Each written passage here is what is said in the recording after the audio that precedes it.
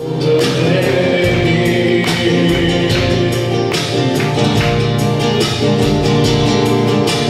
quand je pense à lui, ce qu'il a fait pour moi, il a donné sa vie sur une croix.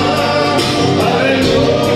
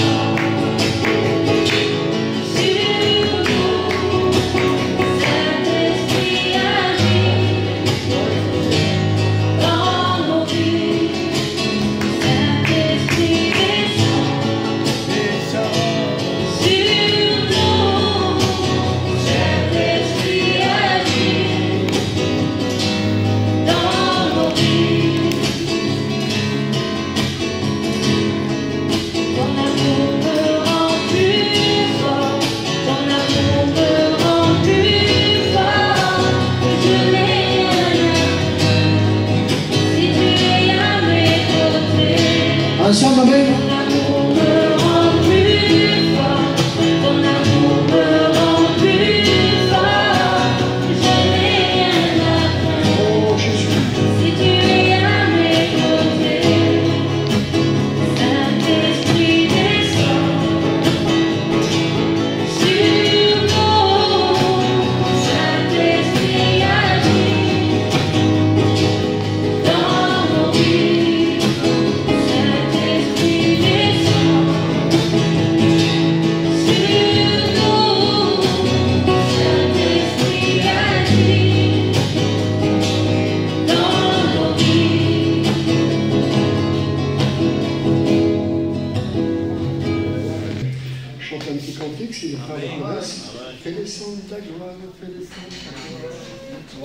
Ce lieu. Alors le lieu n'est pas important, je vois que c'est pas terrible, c'est une hangar.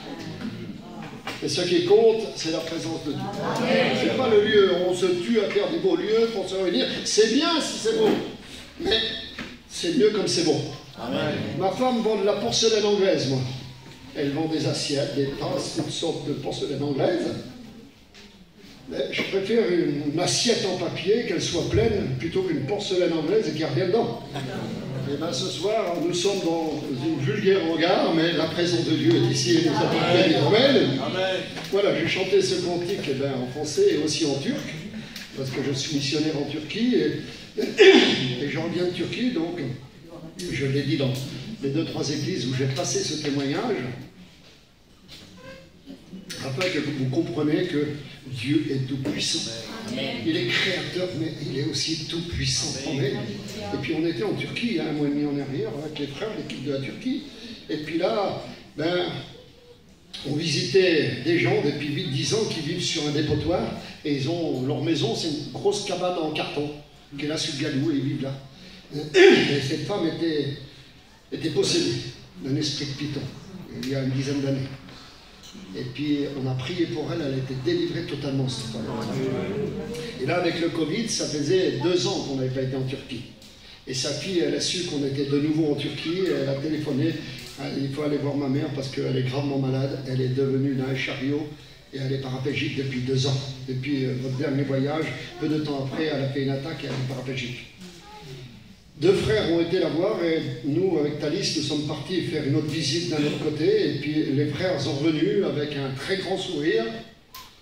Et puis il a dit, il s'est passé quelque chose de terrible. Alors nous, on les a vus sourire et puis quelque chose de terrible. Vous s'attendez, j'ai dit, Seigneur, j'espère qu'il s'est passé quelque chose de grave. Mais ils avaient le sourire, donc il a dû se passer une bonne chose.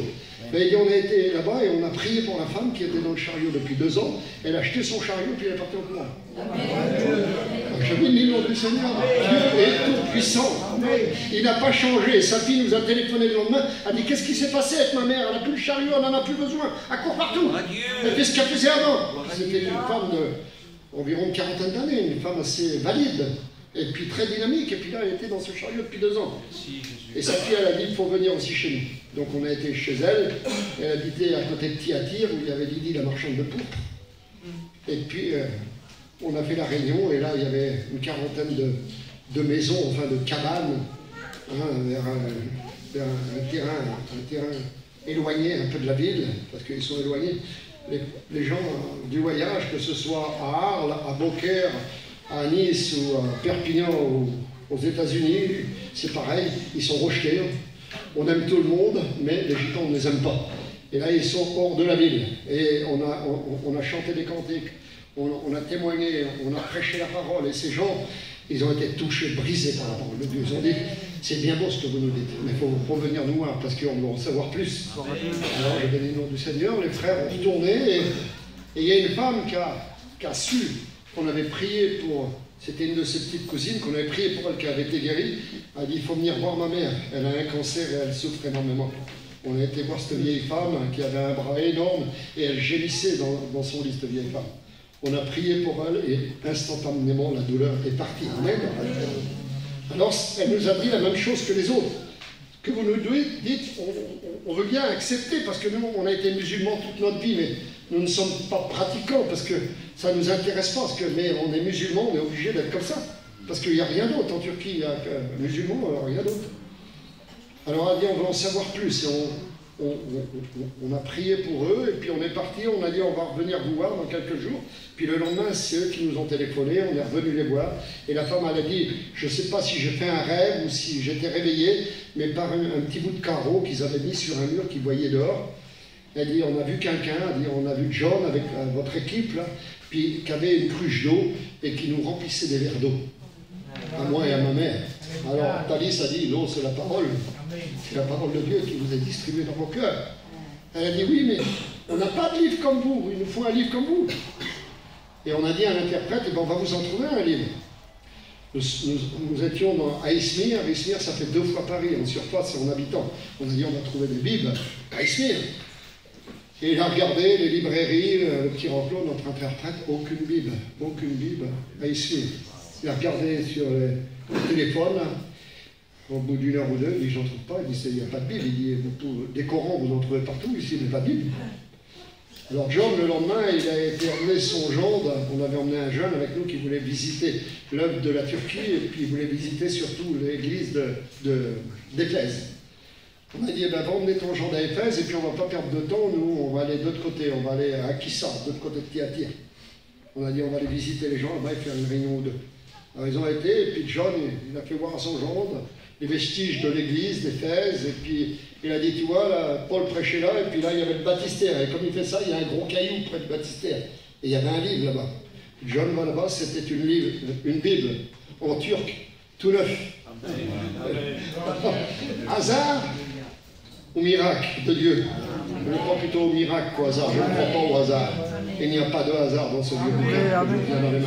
Alors on est venu, on lui en a donné, elle pleurait abondamment, cette femme, en ouvrant la parole, escalisée, elle pleurait abondamment. Bon, je bénis le nom du Seigneur. Les frères vont faire bientôt un voyage et il va y avoir 4 ou 5 baptêmes là. Et les gens se donnent au Seigneur, bien au Seigneur. Alors, on ne va pas minimiser la puissance et la grandeur de Dieu. Ce que Dieu fait en Turquie, il le fait à Beaucaire, il le fait chez moi à Angers, et dans le monde entier. Le retour du Seigneur est proche. Le Seigneur met le dernier coup de filet avec ses serviteurs, et nous sommes tous serviteurs et servants du Seigneur. De dire une parole de Dieu, une chrétienne de Tours m'a téléphoné tout à l'heure. Elle a appris que mon fils s'était marié. Et puis mon fils a beaucoup souffert, donc, et puis là, elle a trouvé une compagne, elle a téléphoné, elle dit, j'ai beaucoup prié pour votre fils. Et elle pleurait au téléphone, parce qu'elle avait de l'amour dans son cœur. Elle a dit, eh ben, merci Seigneur, le Seigneur a résolu les problèmes, et il a donné une compagne chrétienne à ton fils. Amen. Alors, je bénis le nom du Seigneur. Rien ne se fait sans la volonté de Dieu. Et je ne pensais pas être là, moi, ce soir.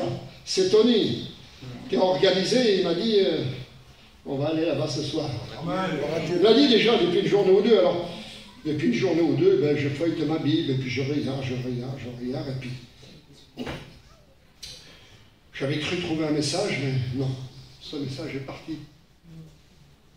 Et puis voilà, et maintenant le Seigneur m'a donné autre chose. Pendant que les frères chantaient des cantiques, le Seigneur m'a donné autre chose. Moi, seul essaie de diriger ce soir. C'est lui le maître, c'est lui qui va diriger nos cœurs et nos vies. Et ce soir, je voudrais que vous preniez conscience. Ne vous attachez pas aux choses éphémères de la vie. Attachez-vous à la parole et au Seigneur surtout. Au Seigneur, attachez-vous à lui parce qu'il reste une source sûre. Puis voyez, j'ai ça que Boboy m'a donné. Il y en a qui le connaissent, Boboy, le serviteur. Il m'a donné ça il y a 2 ou 3 ans. J'ai dit autrefois, on saurait... Il y en a qui sauraient tuer pour regagner de ça. Ce qui était vrai hier dans le monde ne l'est plus aujourd'hui, ça ne vaut plus rien. On peut le brûler, ça ne vaut plus rien. Mais ce qu'on trouve dans ce vieux bouquin, ce qui était vrai hier, aujourd'hui, ce qui sera demain, c'est vrai. Éternellement, c'est la parole de Dieu. Ne basez pas votre vie sur les choses éphémères de la vie. Bâtissez votre vie sur le Seigneur. Amen. On va faire une lecture dans la parole de Dieu sans aller plus loin. Alors voilà ce que j'ai trouvé, ce que le Seigneur m'a donné comme texte pour m'appuyer pour que nous voyions ensemble. Alors, vous devez connaître sans doute. Jean 3, tu connais ça toi? Hein? Tu connais ça, Jean 3,16? Eh bien, on va faire la lecture de Jean 3 et à partir du verset 14, et regardez ce qu'il nous est dit. Et comme Moïse éleva le serpent dans le désert, il faut de même que le Fils de l'homme soit élevé, afin que quiconque croise en lui ait la vie éternelle. Car Dieu a tant aimé le monde qu'il a donné son Fils unique, afin que quiconque croise en lui ne périsse point, mais qu'il ait la vie éternelle. Dieu, en effet, n'a pas envoyé son Fils dans le monde pour qu'il juge le monde, mais pour que le monde soit sauvé par lui. Amen. Amen. Celui qui croit en lui n'est point jugé. Amen. Amen. Et comme Moïse éleva le serpent dans le désert, il faut de même que le Fils de l'homme soit élevé. Amen.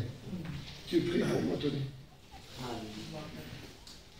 Alors je disais donc qu'il ne faut pas s'attacher. Nous avons besoin bien sûr de... Non, c'est plus les mêmes, mais nous avons besoin de gagner un billet pour nourrir nos familles, pour subvenir aux besoins de chaque jour. Mais nous ne devons pas s'attacher à ces choses parce qu'ils sont éphémères, ils paraissent pour un temps et ils disparaissent. Ce qui reste éternel, c'est la parole de Dieu, je vous ai dit, et il nous est dit dans ce beau verset de Jean 3,14, et comme Moïse éleva le serpent dans le désert, il faut de même que le Fils de Dieu soit élevé. Amen.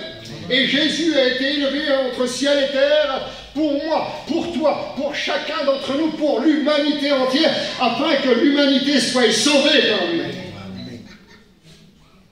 Et il y a des gens qui viennent au Seigneur, on leur dit une parole, et j'étais sur un bateau il y a quelques années de cela, et il y avait des grands-chefs qui restaient à Alès, un patron d'usine avec sa femme, et je leur ai parlé du Seigneur. Cette femme était debout dans le bateau, et ça m'a gêné de la voir debout. Je me suis levé et je lui ai donné ma place. Elle ne voulait pas. Elle a dit non, monsieur, vous êtes assis. J'ai dit non, asseyez-vous, madame. Et j'aurais parlé du Seigneur. Et en quelques mots que j'ai pu lui dire de l'amour de Dieu, cette femme et cet homme, il y avait plus de 50 personnes. Elle pleurait, son mari aussi il pleurait. Pourquoi? Parce que Dieu faisait son travail dans son cœur. Amen. Ils avaient un cœur pour Dieu. Il y a des gens qui ont un cœur pour Dieu. Est-ce que tu as un cœur pour le Seigneur ce soir? Peut-être que ton cœur est dur. Il est endurci par les problèmes et les soucis de la vie. Parce que qui n'a pas de problème, qui n'a pas de soucis dans la vie à l'heure d'aujourd'hui? Et puis le cœur de l'homme s'endurcit par rapport au cheminement que nous faisons dans cette vie. Mais Dieu est venu pour te donner un cœur pour l'aimer, un cœur tendre, un cœur qui a de l'amour pour son Créateur. Et ce soir, je voudrais te faire découvrir par ces mots, alors le Créateur, celui qui est venu sur la terre, celui qui est venu entre ciel et terre pour sauver l'homme de son péché, de sa misère, parce qu'il n'y avait pas de salut pour l'homme. Nous étions voués à l'enfer éternel, mais Dieu, au travers son amour, nous a donné un Fils. Amen. Il nous a donné son Fils, et quelle bonté de lui appartenir, parce que ce Fils, il est rempli d'amour, il est rempli de compassion, il est rempli de compréhension, il comprend ta vie mieux que quiconque, il comprend ta vie mieux que ton compagnon, mieux que ta compagne, parce que pourquoi? Il est notre Créateur. Il est celui qui nous connaît le plus profond de nos pensées, les plus petites des pensées, dans un tiroir bien caché. Dieu la connaît, Jésus-Christ la connaît ce soir, et il veut mettre toute ta nuit à découvert devant toi. Et il a mis devant toi, dans la parole de Dieu, il nous dit qu'il a mis devant l'homme la mort et la vie. Et ce soir, c'est ce qui se passe, c'est ce qu'il y a dans ce bâtiment, la mort et la vie. Et il va donner un conseil, il va dire, choisis la vie. Amen. Qu'est-ce que c'est bon de vivre pour Dieu, de choisir la vie. Et non pas la vie de ce monde. La vie de ce monde nous attire toujours de plus en plus, plus loin de Dieu. Et il nous dit toujours, demain tu auras le temps, et après-demain tu auras encore le temps. Fais ce que tu as à faire dans le monde et tu verras bien après. C'est le diable qui dit ça, mes amis. Jésus te dit ce soir, viens à moi. Tu es fatigué, tu es chargé, je veux te donner du repos. Oui, Jésus a du repos pour chacun d'entre nous. Et qui n'est pas chargé de problèmes et de soucis, qui n'est pas fatigué de la vie de ce monde. Chacun d'entre nous a ses propres problèmes. Mais Dieu, au travers Jésus-Christ, a résolu les problèmes de l'humanité entière. Et ces gens qui écoutaient la parole dans ce chapitre 3 de Jean, il va dire, comme le serpent a été élevé dans le désert, il faut de même que le Fils de Dieu soit élevé. Et je voudrais vous donner ce petit condensé, alors un petit condensé d'histoire. Comme Moïse va faire sortir le peuple du désert, alors ils sont là dans le désert et ils sont semblables aux gitans, aux voyageurs. Ils murmurent toujours, ça va jamais, il y a toujours quelque chose qui ne va pas. Et ils murmurent contre Moïse et puis contre Dieu. Et Dieu va envoyer des serpents brûlants dans ce désert. Des serpents qui piquent les Israélites, et comme ils les piquent, ils meurent forcément. Hein. Ces serpents sont très venimeux. Et puis, Dieu va donner la solution. Il va dire, fais-toi un serpent d'airain, c'est-à-dire un petit serpent en bronze. Mets-le au milieu du peuple. Tu le mettras sur une grande perche et tu le piqueras au milieu du peuple. Et celui qui sera piqué par un serpent et qui se tournera, qui regardera ce petit serpent de bronze, aura la vie. C'est pas dur à faire ça. Facile, hein? Vous êtes piqué par un serpent et je vous dis, tu regardes le haut là, puis ça y est, t'as plus rien, t'es guéri. Et si je lis les Écritures, il nous a dit que des milliers mourraient chaque jour. Des milliers mourraient chaque jour parce qu'ils ne voulaient pas obéir, ils ne voulaient pas se tourner vers le petit serpent de bronze, alors ils mourraient dans leur péché. Et alors, peut-être que tu peux raisonner en toi-même, tu ne le diras pas ou tu ne le diras pas à ton pasteur, mais tu te dis, mais ils sont fous ces gens-là, ils sont piqués, ils ont la solution et puis ils se laissent mourir. C'est ce qui se passe ce soir. Tu écoutes l'évangile, c'est tout simple, tu as juste à te tourner vers le Seigneur, puis tu n'acceptes pas. La mort, puisque la Bible, elle nous dit que Dieu n'a pas envoyé son Fils dans le monde pour juger le monde, mais pour sauver le monde. Elle nous dit que celui qui croit en lui n'est point jugé. Mais si vous lisez un peu plus bas, il dit que celui qui ne croit pas est déjà jugé. Quel dommage de ne pas croire. C'est aussi facile que se tourner vers ce petit serpent d'airain.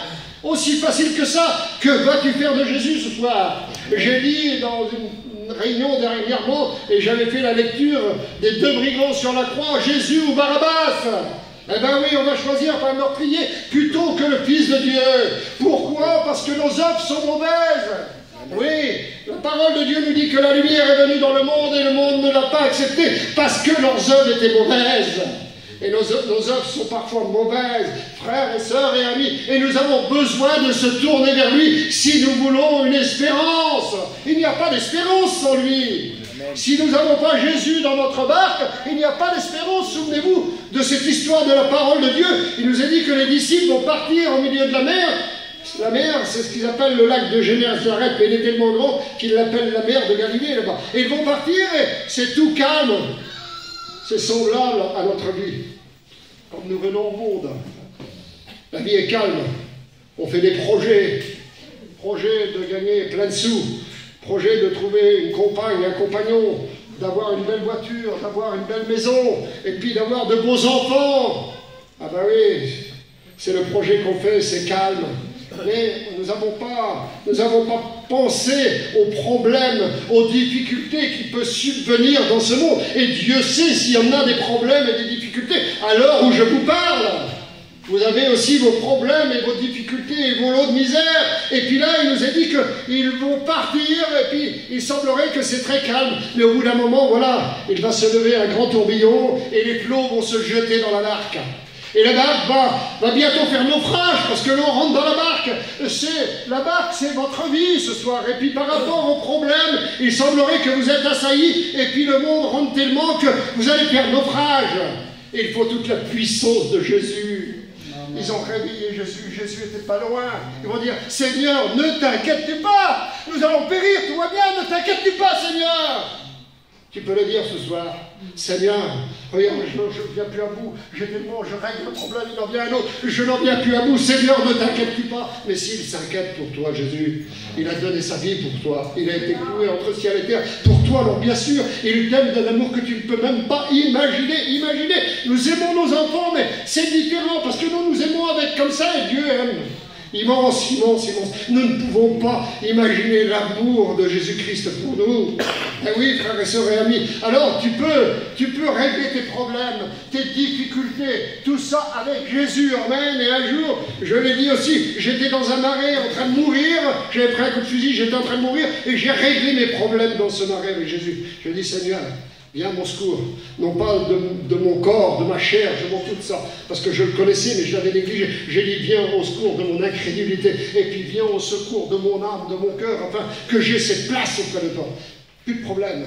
Pourtant, j'allais mourir dans ce marais, sincèrement, je pensais que j'allais mourir. Parce que j'avais l'artère fémorale coupée, puis le mollet coupé. Donc j'allais mourir, et j'étais à 20 km de l'hôpital, et dans un marais. Et plus de problème. Pourtant, vous pouvez me dire, mais tu es pas bien, non? Tu as l'artère fémorale coupée, tu es à 20 km, 15 ou 20 km de l'hôpital, tu es dans un marais, plein de boue, plein de basse, parce que j'avais rentré dans la masse pour aller chercher les gibiers, j'étais en train de chasser. Et puis, tu n'as pas de problème. Non, plus de problème. Plus de difficultés. Amen. Parce que Dieu, au travers Jésus-Christ, était rentré dans mon cœur. Et les soucis et les problèmes avaient disparu. Je ne voyais plus que j'allais mourir, mais je voyais que je m'en allais auprès du Seigneur. Il y avait une place. Et Jésus, à ce moment-là, comme mon frère a prié pour moi dans ce marais qui était serviteur de Dieu, il y avait une place pour moi au ciel. Quelle bonté d'avoir une place au ciel, d'avoir une place ou un terrain à Beaucaire, c'est bien, mais d'avoir une place au ciel, c'est mieux. Amen. Parce que ça ne vous sera pas ôté.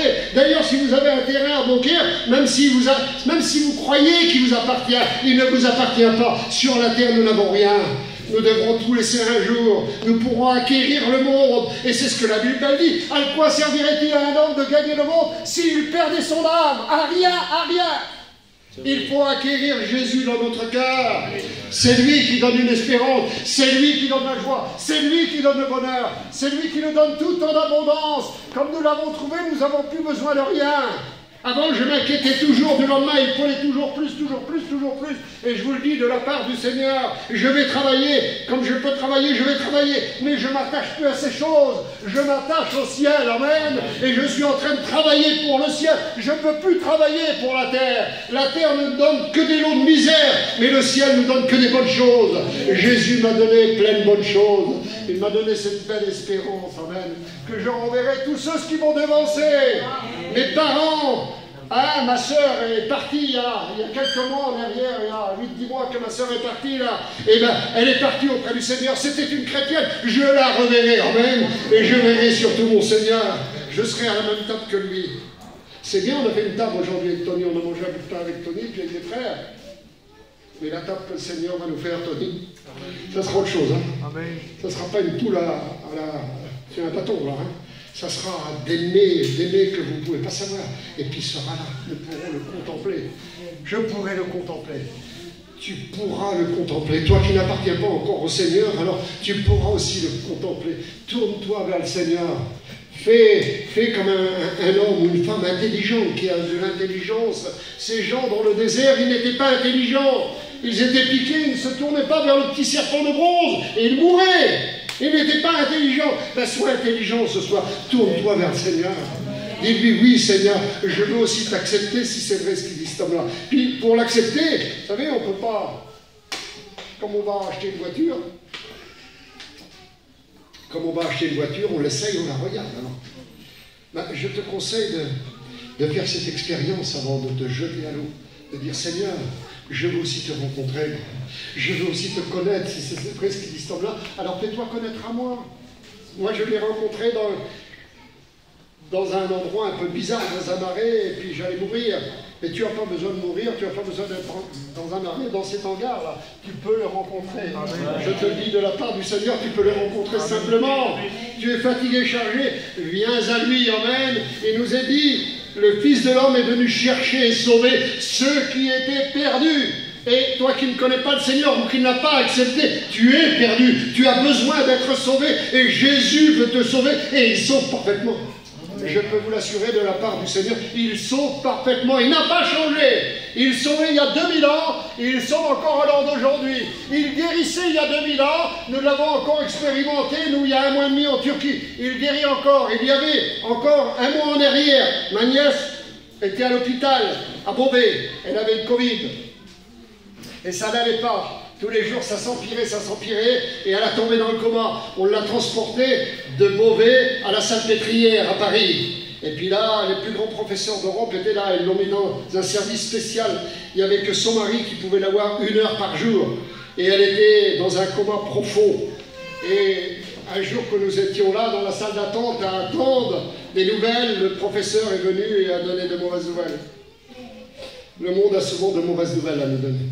Et ce professeur a ouvert la porte, il a appelé le mari et puis les parents. Et il a dit, voilà, on a tout fait. On l'a mis sous poumon d'acier, on a tout fait. Mais il dit maintenant, vous pouvez rentrer, lui dire adieu. Il dit, elle s'en va. Et nous, on était là, moi et le père de mon neveu, c'est un serviteur de Dieu aussi. On n'a rien dit, on s'est mis dans un coin, on a prié le Seigneur, on a dit, Seigneur, nous sommes dans ta main. C'est ton enfant, Seigneur. Nous acceptons, Seigneur, ta volonté, parce que la volonté de Dieu, il faut toujours l'accepter. Des fois, nous, notre volonté, elle est contraire à la volonté de Dieu. On a dit, Seigneur, on accepte ta volonté, mais toi, elle est jeune, elle a des enfants, Seigneur. On a prié pour elle. Et puis, ils ont été la voir, ils ont resté 1 minute, une demi-heure, 2 heures, et les gardiens les ont mis dehors. C'est bizarre, alors on croyait que c'était fini. Beaucoup croyaient que c'était fini, ils pleuraient, les gens. Et puis, mon beau-frère est venu vers moi, il m'a dit, elle va mieux, c'est pour ça qu'ils les ont mis dehors. Et elle a repris du souffle et elle va mieux. Et alors d'aujourd'hui, hier soir, elle a marié sa fille. Elle a marié sa fille, elle est dans son foyer, elle est comme vous et moi, et je bénis le nom du Seigneur. C'est le mariage de sa fille, elle nous a envoyé des snaps là qu'on a vu le mariage de sa fille. Je bénis le nom du Seigneur. Vous pouvez espérer de tout dans le Seigneur. Vous qui avez des problèmes et des difficultés, donnez-les au Seigneur, il va les résoudre. Il a la solution à tous vos problèmes, à tous vos misères. Et puis, venez à lui pendant qu'il a encore temps. Venez à lui si vous sauriez comme c'est bon d'appartenir au Seigneur. Il y a des gens, chez nous, j'ai un vieil oncle qui a 82 ans, il s'imagine que d'être chrétien pour avoir une tare. C'est dommage. C'est dommage parce que il est plus près du sapin que des dragées, lui, à 82 ans. Et puis il croit qu'il va vivre éternellement. Non, il y a un temps pour tout, mes amis. Vous qui n'avez pas encore accepté le Seigneur, faites cette expérience avec lui. Amen. Je vous en supplie, pour ma part, Seigneur.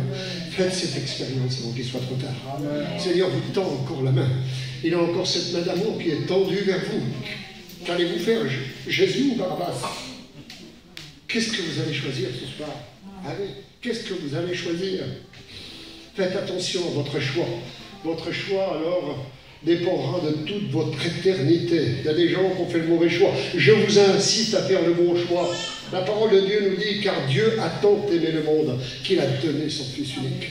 Et avec un Fils, il l'a donné pour l'humanité entière. Pourquoi? Parce qu'il t'a aimé à toi, il m'a aimé à moi. Amen. Et il t'aime de la même manière qu'il m'aime à moi, le Seigneur. Il ne fait pas de différence. Des fois, nous, on fait de la différence avec certains de nos enfants ou de la famille. Mais lui, il ne fait pas de différence. Il nous aime d'un amour éternel, d'un amour qu'on ne peut pas soupçonner. Venez au Seigneur, vous allez voir comme c'est bon. Nous, on était une famille qui était un peu spéciale. Une famille colérique, famille méchante. Il y a beaucoup qui ont écouté parler des vis de Poitiers, on était une famille, il y a plein de voyageurs, pour ne pas passer à Poitiers, ils faisaient 100 km de détour. Parce que comme ils passaient là-bas, ça se passait souvent mal. Et puis maintenant, nous sommes pratiquement tous au Seigneur. Nous sommes devenus gentils. Amen.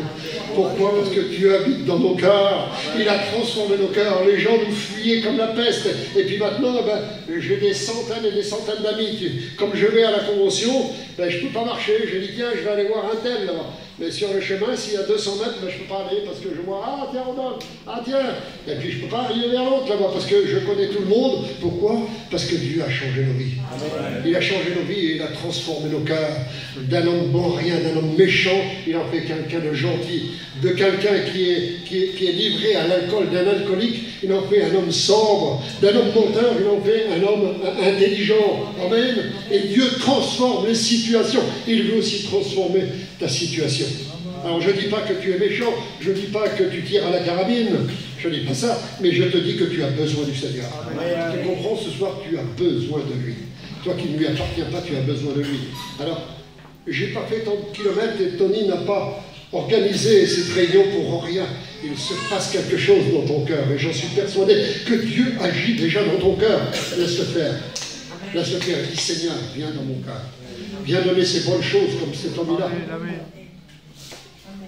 Vous ne pouvez pas savoir comme je dors en paix, amen.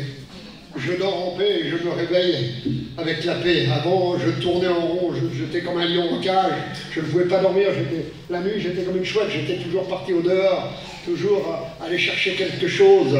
Et maintenant, je dors en paix, amen. J'avais pas de famille, ma femme, mes enfants, je ne les ai pas vu grandir. Et puis comme j'ai rencontré le Seigneur, j'ai dit, qu'est-ce que c'est bon, Seigneur, tu m'as donné une famille, tu m'as donné des enfants, une compagne, qu'est-ce que c'est bon, c'est merveilleux. Nous découvrons, j'ai découvert la vie, et j'étais un peu comme une bête, et j'ai découvert la vie. La vie que Dieu donne aux hommes qui s'attachent à lui. Amen. Et puis surtout, il m'a donné cette belle espérance dans mon cœur. c'est qu'un jour je le verrai mon Seigneur. Puis ça, c'est pas de la prétention, c'est de la foi. C'est quelque chose de certain. Ce n'est pas des paroles de fable de La Fontaine ou de Prévert. C'est quelque chose de vrai. Quelque chose que je tiens bien dans mon cœur et dans mon âme. Oui, Jésus revient bientôt. En plus, nous le voyons avec tout ce qui se passe, frères et sœurs.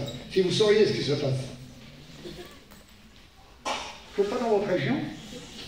Je ne vais pas vous faire peur ce soir. Mais nous rentrons dans le règne de l'Antéchrist. Je ne sais pas, vous avez des banques, mettez un chèque ou deux sur votre banque. Le banquier vous appelle, c'est quoi cet argent? Ma femme était à la banque l'autre jour, et puis il y avait un vieux garde devant elle, puis il voulait mettre 200 €, mais il avait 80 ans, monsieur. Il voulait mettre 200 € sur son compte parce qu'il était à découvert. Le banquier ne voulait pas y prendre. Il a dit, c'est quoi cet argent? Elle vient de où cet argent, monsieur Attel? Il le connaissait, il voulait être où cet argent? Il a dit, c'est de l'argent qu'on m'a prêté avant que je touche ma retraite pour mettre sur mon compte parce que je suis à découvert. Il ne voulait pas le prendre. Ma femme a mis un chèque sur son compte parce qu'elle travaille. Elle a mis un chèque sur son compte, le banquier l'a appelé. C'est quoi ce chèque? Il faut donner tout maintenant. Et puis, en plus, là, depuis le 1er janvier, vous avez 1 million d'euros sur votre compte. Je ne l'ai pas encore, ça va bien. Et vous voulez sortir 3 000 €, vous n'avez pas le droit. Vous n'avez le droit que 800 € depuis le 1er janvier, vous n'avez plus le droit. Ben, ma femme, on ne le savait pas, nous, on avait besoin d'argent, on avait acheté quelque chose. Ben, ma femme a dit, monsieur Attel, ça fait 40 ans qu'on est dans la même banque. Elle a dit, commandez-moi donc tant pour la fin de la semaine. Elle a dit, vous n'avez pas compris, madame Capello. Il dit, on ne peut plus vous donner et vous n'avez plus le droit de commander d'argent. C'est 800 € par semaine, même si vous avez 1 million d'euros sur votre compte. Ou alors, il faut faire un virement ou un chèque de banque. Et je ne sais pas si vous regardez des informations, moi je regarde, puis il y a quelques mois, il y a peut-être 1 an maintenant, comme il y avait encore Angela Merkel, chasseur allemande, ils ont dit avant 5 ans, il nous faut l'euro électronique pour l'Europe. Il ne faut plus d'argent et de monnaie dans les poches. Il faut l'euro électronique. C'est le règne de l'Antéchrist, ça qui se met en haut de nous. Nous ne le voyons pas parce qu'il est subtil. On l'appelle le diable, on l'appelle le malin. Il est malin, lui. Il dissimule des choses comme ça, mais il est en train de mettre toutes ses cartes en route pour un jour apparaître sur la terre.